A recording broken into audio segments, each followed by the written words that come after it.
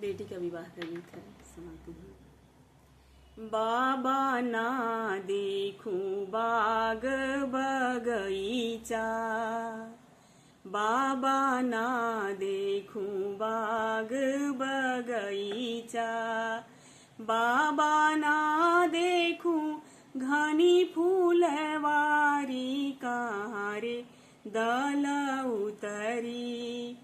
बाबा ना देखूं घनी फूलवारी, कहाँ रे दल उतरी।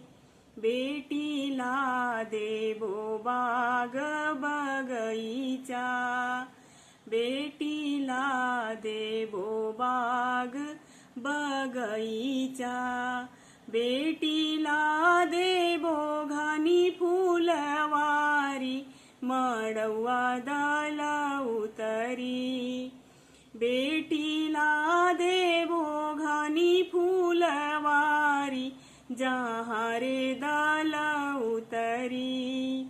बेटी अतना जतन हम कईनी, बेटी अतना जतन हम कईनी। बेटी का तोरे हो गईले थोरे, काहे रे मन बेदिल। बेटी का तोरे हो गईले थोरे, काहे रे मन बेदिल। बाबा एक वचन रौरा चुकनी, बाबा एक वचन रौरा चुकनी। बाबा हम गोरी बर सावर उहेरे मन बेदिल।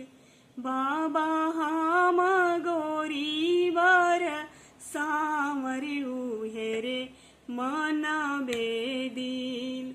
बेटी सावर सावर जनी कहा, बेटी सावर सावर जनी कहा, बेटी सावर